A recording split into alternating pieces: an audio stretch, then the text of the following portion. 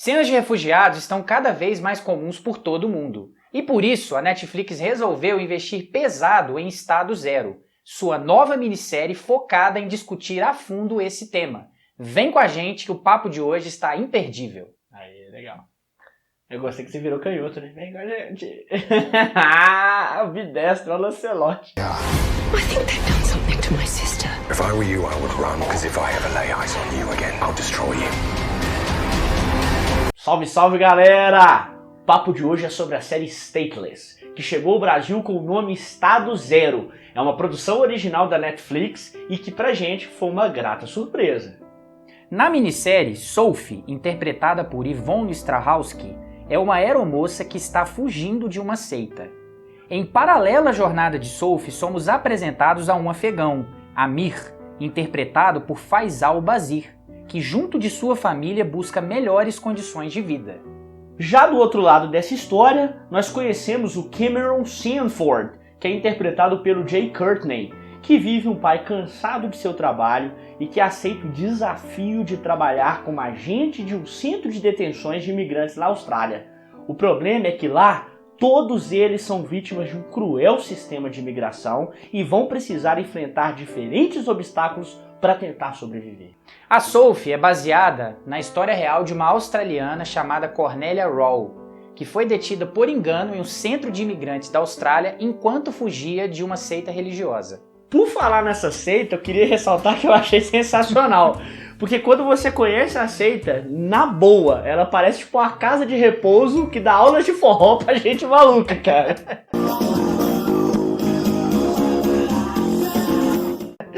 E aí, é nesse núcleo, né, dessa seita religiosa que nós conhecemos a Path, que é interpretada pela Cate Blanchett, né? Que inclusive é uma das produtoras da série, né? Uma das grandes mentes por trás da minissérie. E ela dispensa apresentações, né? Porque ela já é conhecida por vários filmes de sucesso de bilheteria e sucesso de crítica também, né? Se você está gostando dessa dica de hoje, já se inscreve no canal, ativa as notificações, porque você ativando as notificações você vai receber toda semana as novidades que a gente vai trazer aqui para o canal. O foco central da minissérie é mostrar como é difícil para os países desenvolvidos, no caso aqui da Austrália, receber esse grande quantitativo de refugiados que ano após ano buscam asilo nesses países.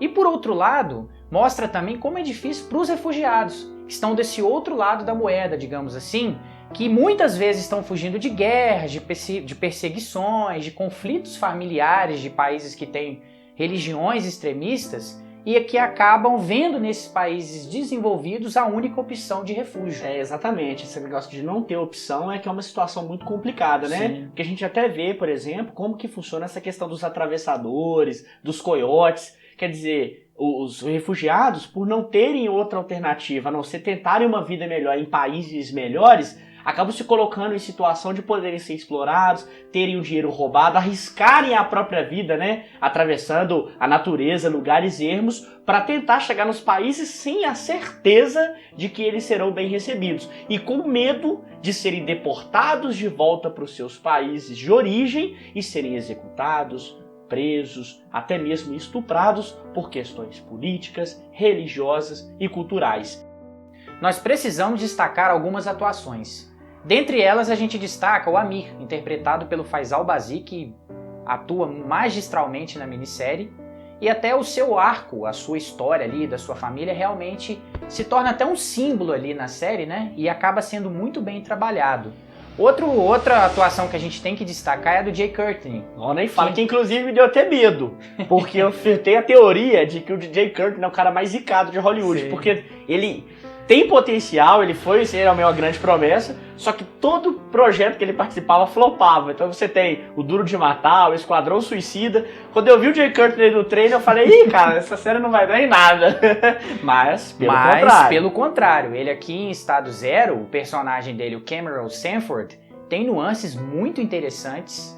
Ele consegue trazer, desde o primeiro episódio até o último, nuances muito legais. Ele mostra, ele realmente transmite o impacto que aquela profissão, que trabalhar naquele centro de detenção tem nele, né? Sim. Então ele começa um cara financeiramente com dificuldades, mas um pai de família que se diverte com os filhos, Sim. que aprecia a esposa, e à medida que ele vai se deparando com aquela realidade triste, assustadora, opressora, aquilo vai o desgastando como pessoa. Você vai vendo que ele vai ficando impaciente com os filhos, a maquiagem dele é muito bem feita, você vai vendo que o cara não tá dormindo direito, Sim. e ele transpareceu essa crescente de raiva, de ódio, de desesperança de uma forma assim, ó.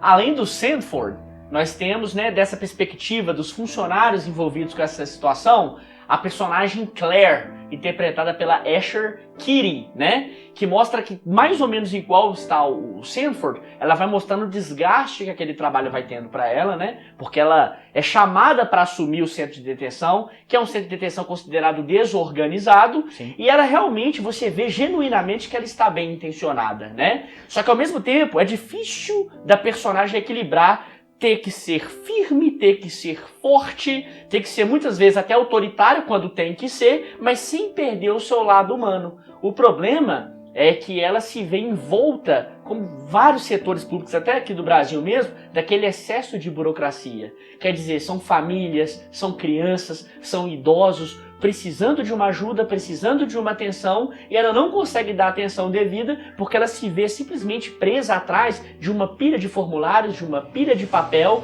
e se atentar para um caso específico de alguém que precisa genuinamente de refúgio se torna impossível perante coisas simples do dia a dia, como falta de água, falta de luz e excesso de papel, excesso de burocracia. Não adianta estar apenas bem intencionado. Como diz o grande Capitão Nascimento, o sistema é foda. Exatamente. Ela, como ela é a gestora ali do centro de detenção, né? Ela é a testa de ferro do governo, digamos assim. Então ela tem que, ao mesmo tempo que ser humanizada, entender a situação dos refugiados, ela também tem que entender a situação do governo australiano. Porque é quem a paga, ela é uma cidadã australiana, então ela tem que fazer esse papel. Ela se comove com a situação dos refugiados, só que é o que você disse. No meio disso tudo tem a burocracia. E essa burocracia impede que essa via de mão dupla, Estado australiano versus refugiados, ela se cruze e se entrelace, digamos assim, né? E que isso fique harmônico. E o grande problema é que, além dessa burocracia tão grande, é como a gente ressaltou lá atrás, é realmente muito difícil para esses países desenvolvidos receber esse quantitativo. E essa burocracia só vem a atrapalhar isso, porque ela potencializa essa dificuldade. Toda essa dificuldade entre refugiados e o Estado, que é muito bem abordada na série, ela é enfatizada pela direção muito competente da Emma Freeman e da Joseline Moorhouse. As duas dirigem cada uma 3 episódios e contribuem demais para o ritmo da minissérie. E esse ritmo que elas imprimem na minissérie, ele é muito importante, porque ele a todo momento ele vai no lado dos refugiados, vem no lado do Estado, como você falou, o Sanford e a Claire, que são como se fosse a personificação ali do Estado, e do lado de cá, a Sophie, o Amir e os outros personagens, eles muitas vezes ficam como um ping-pong. Eu gostaria de ressaltar que a série me perdeu em apenas um momento. Porque o foco central da série, por mais que ela equilibra muito bem, ainda assim se volta pra Sophie, né? E foi um personagem que eu não me compadeci demais. Porque se for comparar a situação dela como de outros núcleos, de outros personagens, eu fiquei achando assim, um excesso de coitadismo, ela foi demonstrando um excesso de sofrimento que, na minha visão, por mais que o final meio que tenta explicar o porquê, não condiz tanto com o sofrimento que a personagem imprimiu, né? Mesmo porque eu fiquei o tempo todo defendendo a ideia de que se ela não parasse pra dançar o forrozinho de maluco lá, a vida dela teria sido diferente. A culpa é do quê? É da política? É da ideologia? Não. A culpa é do forró. E exageraram demais, focando nessa parte. Queria dizer e salientar esse problema aí. Galera, esperamos que a gente tenha contribuído para vocês. A série realmente vale muito a pena e nós estamos inclusive impressionados por ela estar sendo pouco comentada na internet, né? Então faz o seguinte, se você já viu a série, deixa nos comentários aqui embaixo o que você achou, se você concorda ou discorda da nossa opinião. E se você não viu, mas ficou curioso para ver por causa do nosso programa, vai lá, assiste, volta aqui e comenta. Fala que você viu o Estado Zero por causa da gente.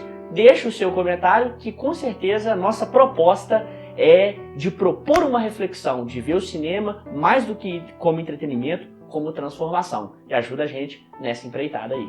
E lembre-se, galera, consuma cultura, viva o cinema. Até a próxima!